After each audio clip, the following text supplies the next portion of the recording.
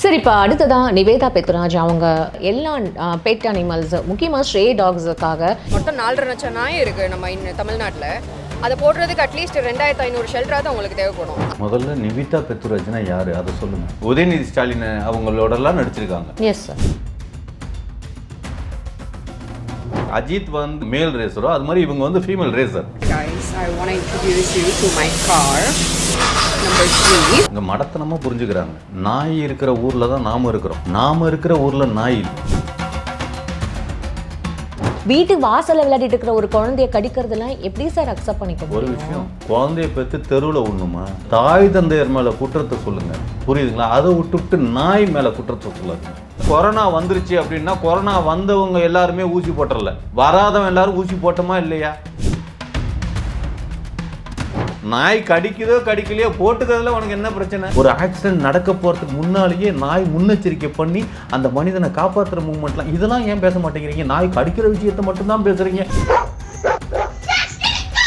ஒரு பேய்கிட்ட இருந்து, ஒரு ஆவிகிட்ட இருந்து, ஒரு பில்லி சூனியத்துக்கிட்ட இருந்து அந்த நாய் காப்பாற்றுற விஷயத்தெல்லாம் நீங்க பேசவே மாட்டீங்க, அதெல்லாம் பார்க்கவே மாட்டீங்க. கன்ஃபார்ம் விஜய் ஆட்சி தான்.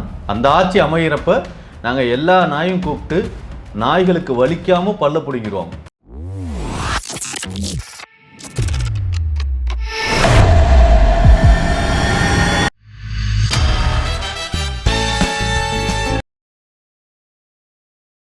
சரி, இப்போ அடுத்ததான் நிவேதா பெத்ராஜ் அவங்க இந்த 23ஆம் தேதி எக்மூரில் எல்லா பெட் அனிமல்ஸ் முக்கியமாக ஸ்ட்ரே டாக்ஸுக்காக ஒரு குரல் எழுப்புறதுக்காக எல்லாருமே வந்து இணைஞ்சாங்க. அது ஒரு பெரிய பேச்சு பொருளாக இருக்குது. நிவேதா பெத்ராஜ் அவங்க பேசுனது உண்மையுமே ரொம்ப வைரலாக போச்சுன்னு கூட சொல்லலாம்.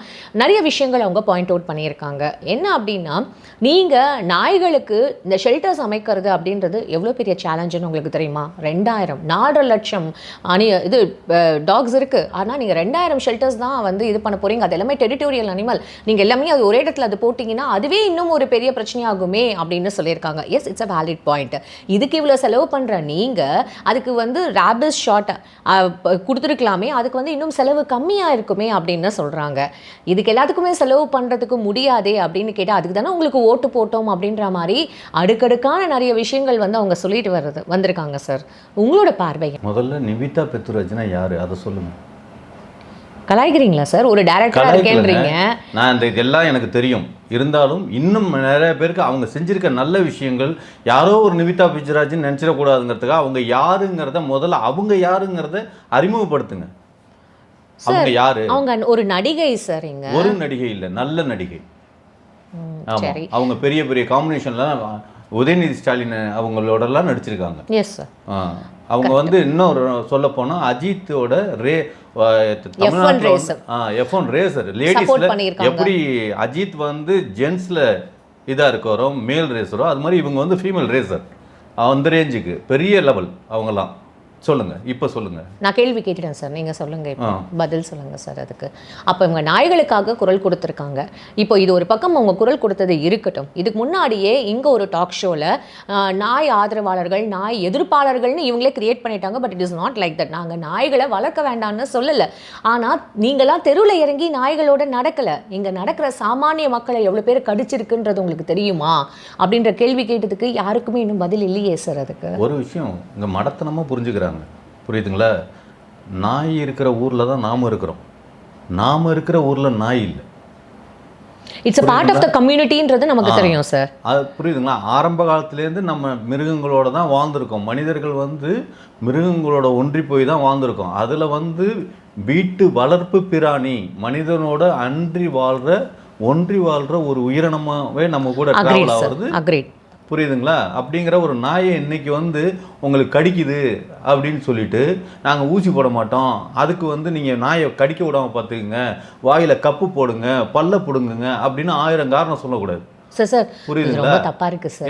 ஏன்னா சார் ஒரு விஷயம் இங்கே புரிஞ்சுக்கோங்க சார். இங்கே டெய்லி இப்போது எலைட் மக்கள் அப்படின்னு இங்கே பிரித்து வச்சுருக்காங்க சார். அவங்க எல்லாருமே வந்து ஃபாரின்லேருந்து டாக்ஸ் இங்கே இம்போர்ட் பண்ணி அந்த நாய்களை வளர்க்குறதுன்றது அது வேறு ரகம். இங்கே சாமானிய மக்கள் டெய்லியும் தெருவில் நடந்து போகிறவங்க, பால்காரங்க, அப்புறம் வந்து கோலமாவு விற்கிறவங்க, காய்கறி விற்கிறவங்க, தள்ளுவண்டியில் இருக்கிறவங்க, இவங்க எல்லாரும் குழந்தைங்களை முக்கியமாக ஸ்கூல்லேருந்து வீட்டு வாசலில் விளையாடிட்டு இருக்கிற ஒரு குழந்தைய கடிக்கிறதுலாம் எப்படி சார் அக்செப்ட் பண்ணிக்க முடியும்? ஒரு விஷயம், குழந்தைய பெற்று தெருவில் ஒண்ணுமா? புரியுதுங்களா? வளர்ப்பு சரியில்லைன்னு தான் அந்த தாய் தந்தையர் மேலே குற்றத்தை சொல்லுங்க. புரியுதுங்களா? அதை விட்டுவிட்டு நாய் மேலே குற்றத்தை சொல்லாதீங்க. சம்பந்தமே இல்லாம ஏதாவது சம்பந்தமே இல்லாத இல்லை. குழந்தைங்கள வீட்டு வெளியில விளையாடணும் தான் சார் எல்லாரும் நினைப்பாங்க. வெளில விளையாடுற ஒரு குழந்தைய நாய் கடிச்சிட்டு போகுதுன்னா குழந்தை விளையாடுது அப்படிங்கிறப்ப அப்பா ஆத்தா நின்று பார்க்க கூடாதா? அது என்ன பண்ணுது ஏது பண்ணுது? அதே குழந்தை நாய் கடிக்கலங்க, ஒரு சாக்கடையில ஊந்துருச்சுங்க, எந்திரிக்க முடியலங்க, தவறுதெல்லாம் நடந்துருச்சுங்க, அப்போ ஓகேவா? சாக்கடையெல்லாம் மூட சொல்லுவீங்களா?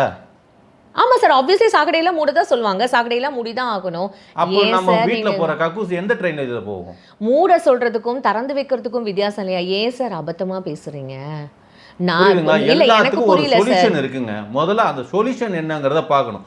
ஒரு விஷயம், எல்லாரும் கொரோனா வந்துருச்சு அப்படின்னா கொரோனா வந்தவங்க எல்லாருமே ஊசி போட்டுறல, வராதவங்க எல்லாரும் ஊசி போட்டோமா இல்லையா? புரியுதுங்களா? அது மாதிரி ரேபிஸ்னு ஒரு நாய் கடிக்கிறதுக்கு மருந்துன்னு போடுறானுன்னா நாய் கடிக்குதோ கடிக்கலையோ போட்டுக்கிறதுல உனக்கு என்ன பிரச்சனை? எல்லாராலையும் அது போட முடியுமா சார்? எல்லாராலையும் அது போட்டுக்க முடியுமா சார்? கொரோனா ஊசி ஃப்ரீயாக கொடுத்தாங்க சார், ரேபிஸ் ஷாட் ஃப்ரீயா சார். ஒரு ஊசி எவ்வளோன்னு உங்களுக்கு தெரியுமா சார்? அது சாமானிய மக்களால் எப்படி சார் அஃபோர்ட் பண்ண முடியும்? நல்லா ஒன்று தெரிஞ்சுக்கங்க, சாப்பிட்றதுக்கு தான் வாழ்க்கையில் ஒருத்தன் அதிகமாக செலவு பண்ணுறான். இல்லை சார், ஒரு நிமிஷம். அதை ஒரு சாப்பாடாக நினச்சி ஒரு செலவு பண்ணுறதுல உங்களோட பாதுகாப்புக்கு ஒரு செலவு பண்ணிக்க மாட்டீங்களா சார்? ஒரு நிமிஷம் சார், இங்கே நாய்களை குறை சொல்லலை சார். நாய்கள் இப்போ ஜாஸ்தி இந்த பீட்டா மாதிரியான ஒரு அமைப்புகள் இப்போ இந்த நாய்களுக்கு குரல் கொடுத்து, முன்னாடிலாம் வந்து நாய் பிடிக்கிற வண்டின்னு ஒன்று இருந்தது, ஆனால் இப்போ அது இல்லை. ஓகே, அது நீங்கள் அக்செப்ட் பண்ணிக்கிறீங்களா? இப்போ நாய்களோட இனப்பெருக்கம் ஜாஸ்தி ஆயிடுச்சு. இங்கே யாரும் நாய்களை குறை சொல்லலை. அது மாதிரி அதை நாய்களை கொல்லணுன்றதும் இங்கே யாரோட இன்டென்ஷனும் இல்லை. ஆனால் அதை மக்கள்கிட்டேருந்து ப்ரொடெக்ட் பண்ணுங்கன்றது தான் சார் இங்கே ஒரு பாயிண்டாக எடுத்து வைக்கிறோம். ஏன்னா அது எல்லாத்துக்கும் கவர்மெண்ட்ல இப்போ எல்லாரும் கயிறு வாங்கிட்டு வந்து சார் மக்கள் அப்படியே நாயை பிடிச்சி கட்டு எல்லாரும் வீட்லையும் காலையில் எல்லாரும் என்ன கேள்வி கேட்குறாங்க தெரியுமா சார்? இவங்க எல்லாரும் இப்போ பேசுகிற மக்கள் எல்லாருமே ரோட்ல இறங்கி நடக்கிறாங்களா? ரோட்ல இறங்கி இந்த நாய்களோட வந்து பேசுங்க, நாய்களுக்கு ட்ரைனிங் கொடுங்க, சின்ன வயசுலேருந்தே உங்கள் குழந்தைங்களுக்கு சொல்லி கொடுங்க அப்படின்றதெல்லாம் எப்படி சார் இந்த புரிதல்லாம் வந்து எக்ஸ்பிளைன் பண்ணுறதுன்னு கூட எனக்கு தெரியல சார். யாருக்கு இங்கே புரிய இதெல்லாம் புரிஞ்சுக்கிறதுக்கு விஜய் ரசிகர்களாகவும் விஜய் தொண்டர்களாகவும் அடுத்த ஆட்சி அமைக்கிற ஒரு இதுல இருந்தா மட்டும்தான் புரியும், மற்ற யாருக்கும் புரியாது. ஏன் சார் சம்பந்தமே இல்லாம? சம்பந்தமே இல்லை. இதை புரியறதுக்கு ஒரு அறிவு வேணுங்க. இதை புரிஞ்சுக்கிறதுக்கு ஒரு ஒரு எல்லாரும் சொல்றாங்க நாய் இருக்குது அப்படின்னா அந்த நாய்கிட்ட இருந்து நம்மளை எப்படி பாதுகாத்துக்கணும் ஒரு பாடம் நடத்தி வச்சுக்கணும். உங்களுக்கு பள்ளிக்கூடத்தில் ஒரு குழந்தைங்களுக்கு பாடமாக நடத்தணும். அதை விட்டு ஒரு பாட புத்தகத்தில் நாய்கிட்டேருந்து நீ எப்படி தப்பிக்கணுங்கிற ஒரு பாட புத்தகத்துமே இல்லாமல் நீங்கள் வந்து உன்னைய பார்த்துக்கனா எப்படி குழந்தைக்கு நீங்கள் சொல்லி கொடுத்தாதாங்க தெரியும். இப்போது உதயநிதி அவர்களுக்கு இவங்க சப்போர்ட் பண்ணி நிறைய விஷயங்கள் பேசிகிட்டு இருக்கிற இந்த தருணத்தில் இப்போ திடீர்னு வந்து அவங்களுக்கு அகெயின்ஸ்டாக நாங்கள் கவர்மெண்ட்டுக்கு தானே இதெல்லாம் பார்க்கணும், நாங்கள் கவர்மெண்ட்டுக்கு தானே ஓட்டு போட்டோம் அப்படின்னு சொல்கிறது, இது யாரோட தூண்டுதலால் இவங்க பேசப்படுறாங்கன்னு சொல்லிட்டு ஒரு பக்கம் இங்கே சொல்லப்படுதே, அது என்ன சார்? அதனால தான் நான் ஆரம்பத்திலே சொல்கிறேன், நல்லா ஒன்று தெரிஞ்சுங்க, நடப்பாட்சியில் புரியுதுங்களா, நம்மளையும் நல்லா பார்த்துக்கல, நாயையும் நல்லா பார்த்துக்கல, இது எல்லாமே தலைவர் விஜய் அவர்கள் நல்லா பார்ப்பார். இது அவங்க நிவிதா பெத்ராஜ் வந்து தனிப்பட்ட முறையில் விஜய்கிட்ட கொஞ்சம் அவங்க உட்காந்து பேசுனதுனால நாயை பற்றி கொஞ்சம் பேசுங்க, நாய் விஷயங்கள்லாம் கொஞ்சம் பேசுங்க. நிவேதா பெத்ராஜும் விஜய் அவர்களும் சந்திச்சுட்டாங்களா? சந்திச்சு சொன்னதுனால தான் இந்த விஷயங்கள் இன்னைக்கு இவங்க சொல்லியிருக்காங்க. உங்களுக்கு யார் சொன்னது? ஏங்க நிறைய விஷயங்கள் இதெல்லாம் வந்து என்ன சொல்கிறது, ஒரு கருப்பு ஆடு இருந்தது, அந்த ஆடு வந்து எங்களுக்கு சொன்னிச்சு, அப்படியே சொல்ல முடியும்? புரியுதுங்களா? உங்களுக்கு இவ்வளோ விஷயங்கள் நீங்கள் நெட்டில் பார்த்து தெரியாத விஷயத்துக்கே இவ்வளோ பேசுகிறீங்களே. தெரியாத விஷயம் இப்போ எனக்கு புரியல சார். இதுக்கு எல்லாத்துக்குமே ப்ரூஃப் இருக்கு, வீடியோஸ் இருக்கு, இதெல்லாம் வந்து கவரேஜ் பண்ணியிருக்காங்க. அதை வச்சு தெரிஞ்ச விஷயத்துக்கு எவ்வளோ பேசுறீங்களே, தெரியாத விஷயங்களுக்கு எவ்வளோ பேசுவீங்க? புரியுதுங்களா? அது மாதிரி நிறையா விஷயம் தெரியாமே இருக்குது. எல்லாத்தையும் நாங்கள் ரகசியமாக ஹேண்டில் பண்ணி ஒரு விஷயங்க, எங்களுக்கு நல்ல ஐடியாலாம் இருக்குது. புரியுதுங்களா? அந்த ஐடியாவை இம்ப்ளிமெண்ட் பண்ணுறதுக்கு இந்த ஆட்சி வேணாம், அடுத்த ஆட்சியில் நாங்கள் பண்ணுவோம் சார். இவங்க நாய்களோட நாயகி அப்படின்ற மாதிரியும் உதயநிதி ஸ்டாலின் அவங்களோடையும் வந்து இந்த மாதிரி ஒரு விஷயங்கள் பேசப்படுறது இல்லை சார். இது எனக்கு புரியவே இல்லை சார். இது வந்து இப்போ இந்த கேள்வி கேட்கலாமா இல்லை கூடாதா அப்படின்னு. நாய்களோட நாயகி அப்படின்னா புரியல என்ன நீங்கள் சொல்ல? நாய்களுக்காக குரல் கொடுக்குற ஒரு நாயகி, ஆக்ட்ரஸ் அப்படின்ற மாதிரி தப்பு சமூக வலைதளங்கள். ஆமாம், எவ்வளோ பேர் நம்ம நாய்களுக்காக குரல் கொடுத்துட்டு இருக்காங்க, அதில் இவங்களும் ஒருத்தர், அப்படிங்கிறதுல தப்பு இல்லையே. ஒரு விஷயங்க, நாய் வந்து நன்றி உள்ளது, மனிதர்கள் தான் நன்றி கெட்டவர்கள். புரியுதுங்களா? இந்த மீடியாக்கள் வந்து இன்றைக்கி வந்து எகைன்ஸ்ட் பண்ணி நாய்க்கு எகைன்ஸ்ட் பண்ணுதுன்னா நன்றி கெட்டனர். இதே புரியுதுங்களா, இதே கிராமத்தில் ஏதோ ஒரு பேய் வருது, ஒரு ஆவி வருது அப்படின்னா முத குலைக்கிறது யார் தெரியுமா? நாய் தான். எவ்வளோ வீடியோலாம் பாருங்களேன், ஒரு ஆக்சிடென்ட் நடக்க போகிறதுக்கு முன்னாலேயே நாய் முன்னெச்சரிக்கை பண்ணி அந்த மனிதனை காப்பாற்றுற மூமெண்ட்லாம். இதெல்லாம் ஏன் பேச மாட்டேங்கிறீங்க? நாய் கடிக்கிற விஷயத்தை மட்டும்தான் பேசுகிறீங்க. ஒரு பேய்கிட்ட இருந்து, ஒரு ஆவிகிட்ட இருந்து, ஒரு பில்லி சூனியத்துக்கிட்ட இருந்து அந்த நாய் காப்பாற்றுற விஷயத்தெல்லாம் நீங்கள் பேசவே மாட்டீங்க, அதெல்லாம் பார்க்கவே மாட்டீங்க. ஒரு நாய்க்கு புரியுதுங்களா, மனுஷனுக்கு 6 அறிவுனா நாய்க்கு 7 அறிவு. அதை முதல்ல நல்லா தெரிஞ்சுக்கணும். அதை ப்ரிடிக்ட் பண்ணுறது மனிதன் ப்ரிடிக்ட் பண்ணாததை நாய் ப்ரிடிக்ட் பண்ணுது. பார்க்குறீங்கள, எல்லாம் நான் சொல்கிறது எவிடன்ஸோட பேசுகிறேங்க. பார்க்குறீங்களா, ஒரு சம்பவம் நடக்கிறதுக்கு முன்னால் நாய் ரியாக்ட் பண்ணி அந்த இடத்துலேருந்து மனிதனை காப்பாற்றுதா இல்லையா? அப்படிப்பட்ட நாயை நீங்கள் ஒழிச்சு கட்டணும், அது எங்களுக்கு அடிக்குது, எங்களுக்கு இதுக்கு என்ன தீர்வு அப்படிலாம் பேசுறது எந்த விதத்தில் சரி? இது வந்து ரொம்ப ரொம்ப வன்மையாக கண்டிக்கிறேங்க. நிவிதா பிச்சுராஜ் சொல்கிற அத்தனையும் இந்த அரசாங்கமும் செய்யணும், அடுத்து வரப்போகிற அரசாங்கமும் செய்யணும். புரியுதுங்களா? இன்னும் சொல்லப்போனால் உலகமயமாக்கலான வார்த்தைகள் தான் அவங்க பேசியிருக்கிறது. அவ்வளவு ஒரு என்ன சொல்கிறது, ஓகே, இதெல்லாம் வந்து அந்த வலியும் வேதனையும் நாய் வச்சுருக்கவங்களுக்கு தான் தெரியும். நன்றி உறவு இல்லாத மனிதர்கள்ட்ட நம்ம பேசி பிரயோஜனம் கிடையாது. சரி சார், ஓகே. இப்போது இதுக்கு எந்த மாதிரியான ஒரு தீர்வு வந்து அரசு எடுக்கும்னு நீங்கள் நினைக்கிறீங்க? அது இந்த ஆட்சி இல்லை, அடுத்த ஆட்சி வரும்போது அது எடுக்கும்னு சொல்ல வரீங்களா? சப்போஸ் இல்லை, கன்ஃபார்மாக விஜய் ஆட்சி தான். அந்த ஆட்சி அமைகிறப்ப நாங்கள் எல்லா நாயும் கூப்பிட்டு நாய்களுக்கு வலிக்காமல் பல்ல பிடிங்கிடுவோம். ஆமாம், பல்லு இல்லாத நாய்கள் கடிக்க முடியாது. பல்லு இல்லாத நாய்கள் வந்து என்ன சொல்கிறது, ரொம்ப எந்த ஒரு யாருக்குமே எந்த ஒரு தீங்கு இல்லாமல் இருக்கும். அதனால் வந்து நாங்கள் அடுத்த எங்களோட விஜய் அண்ணாவோட ஆட்சி அமைப்பில் வந்து கண்டிப்பாக நாய்கள் எல்லாம் எல்லாருக்கும் பல்லு பிடுங்கின நாயை நீங்கள் பார்ப்பீங்க. கண்டிப்பாக அது மாதிரி ஒரு தீர்வு தான் ஏற்படுத்த முடியும். வேற எந்த யாராலையுமே நடத்த முடியாதுங்க. நீங்கள் நாய்க்கு பல்லு இருக்கிற வரைக்கும் கடிக்க தாங்க செய்யும் சார். இப்போ இதெல்லாம் ஒரு லாபி, இதனால் வந்து கவர்மெண்ட்டு நிறைய வந்து பைசாவை வந்து சுரண்டுறது அப்படின்ற மாதிரியான ஒரு விஷயங்கள்லாம் பொதுப்படையாக பேசப்படுறதே சார். அது எந்த அளவுக்கு உண்மை நீங்கள் நம்புறீங்க சார்? உண்மைதாங்க. புரியுதுங்களா? நாய் பிடிக்கிறதுன்னு, நாயை வளர்க்குறதுக்குன்னு ஒரு இது, நாய்க்கு ஆன மருத்துவ செலவுன்னு ஒன்று, எல்லாமே நீங்கள் இது எல்லாமே இந்த ரேபிஸ் அப்படின்னு அந்த எல்லாத்துக்குமே உங்களுக்கு ஒரு தனிப்பட்ட செலவுகள் ஜாஸ்தியாக நீங்கள் வச்சுக்கிறீங்க.